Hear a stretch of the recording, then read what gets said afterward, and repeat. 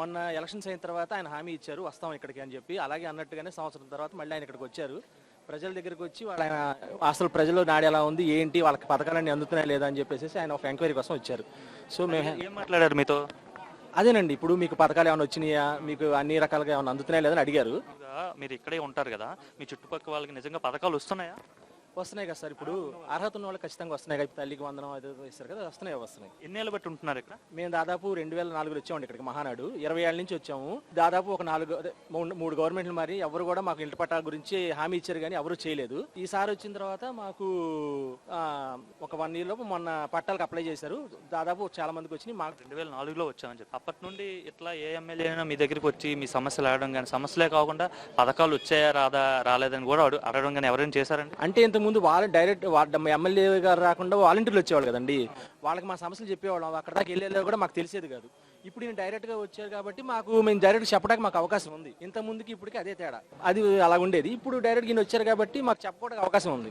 ఎలా పనిచేస్తున్నారు? ఈయన వచ్చి ఏడాది అయిపోయింది, మంగళగిరి ఎమ్మెల్యేగా గెలిచారు భారీ మెజార్టీ, ఇప్పుడు మంత్రిగా కూడా ఉన్నారు.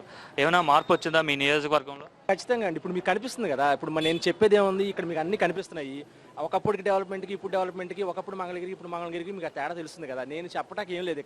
అక్కడ అభివృద్ధి అనేది కనిపిస్తుంది మీకు. అమరావతి చూడండి, లేకపోతే ఇటు ఈ చుట్టుపక్కల రోడ్లు కానివ్వండి, లేకపోతే ఈ క్లీన్నెస్ కానీ, ఇంతకుముందు మీద ఇప్పుడు చాలా వరకు కేర్ తీసుకుంటున్నారు. చాలా బాగుంది. అంటే లోకేష్ గారు వచ్చిన తర్వాత మార్పు వచ్చిందంట? ఖచ్చితంగా అండి, నేను చెప్పక్కలేదు, కనిపిస్తుంది కదా.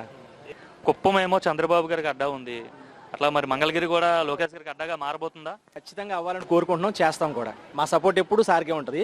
అభివృద్ధి చేసి ఎవరికైనా సరే మేము సపోర్ట్ చేస్తాం. మీ ఏరియాకి ఈరోజు లోకేష్ గారు వచ్చారు, బాగా స్పందిస్తున్నారు.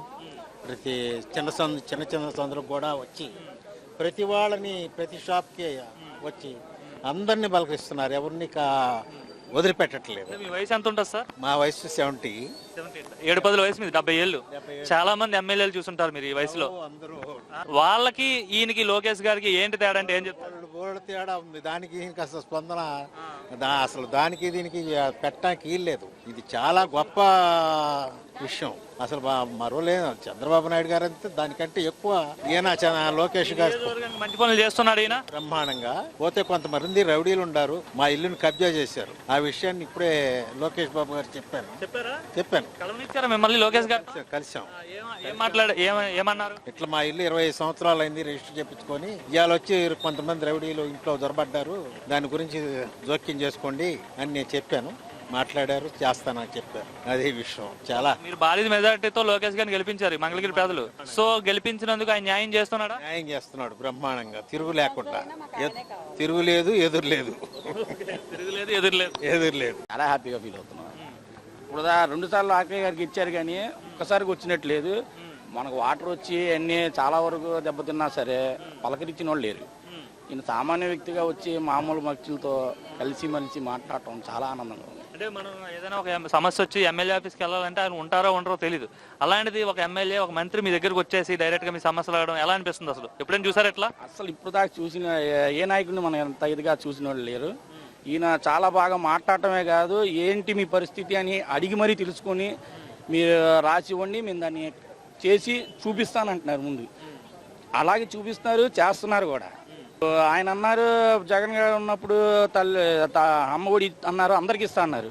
ఒకళ్ళకే పడ్డాయి, కొంతమందికి పడలేదు. ఈయన ఎంతమంది ఉన్నారు అంతమందికి అన్నారు, అంతమందికి పడ్డాయి. మా ఇంట్లో 3 ఉన్నారు, 3 పడ్డాయి. మా తమ్ముడికి 2 పిల్లలు, 2కి పడ్డాయి. పట్టాలు వచ్చినాయి. చాలా హ్యాపీగా ఉంది. అసలు ఏం జరిగాయి ఈ ఏడాది కాలంలో మంచి అంటే పథకాలు? గ్యాస్ ఫ్రీ, గ్యాస్ డబ్బులు కూడా అకౌంట్లో పడ్డాయి. ఇక ఈ మహిళలకు 1500 అనేది కూడా తొందరలో విడుదల చేస్తాను అంటున్నారు. ఇక రాను అభివృద్ధి చేస్తాను. మాకు రిటైనింగ్ వాళ్ళు మెయిన్ కావాలి, మాకు రిటైనింగ్ వాళ్ళు అది శాంక్షన్ చేశారు ముందు. మెయిన్ అది మాకు కావాలి, అది మెయిన్. ఎందుకంటే ఎప్పుడు చూసినా వరదలు వచ్చి మాకు కొద్దిగా నష్టం పోవటం బాగా ఇస్తున్నారు. ఇన్నేళ్ళు బట్టి ఉంటున్నారు రిటైనింగ్ వాళ్ళు ఎవరు మీకు కడతామని హామీ ఇవ్వడం కానీ కట్టడం కానీ అసలు లేదండి. ఇప్పుడు దాకా ఎవరు కట్టిన వాళ్ళు అయితే చెప్పిన వాళ్ళు కూడా లేరు. లాస్ట్ టైం అయితే అవతల పక్క 2 సైడ్లు కూడా రిటైనింగ్ వాళ్ళు శాంక్షన్ అయింది. జగన్ వచ్చిన తర్వాత రీటెండర్ అనగానే అది కూడా పోయింది. అది స్టార్ట్ చేశారు కాబట్టి అవతల పక్క అయింది. అవతల పక్క ఒకటి కట్టడంతోనే యువతల పక్క మాకు మునిగిపోవడం చాలా నష్టం జరిగింది ఈసారి దాని వల్లనే బాగా నష్టం జరిగింది. ఆ రిటైనింగ్ వాళ్ళు కడితే మాత్రం చాలా హ్యాపీగా ఉండిద్దని మేము అనుకుంటున్నాం.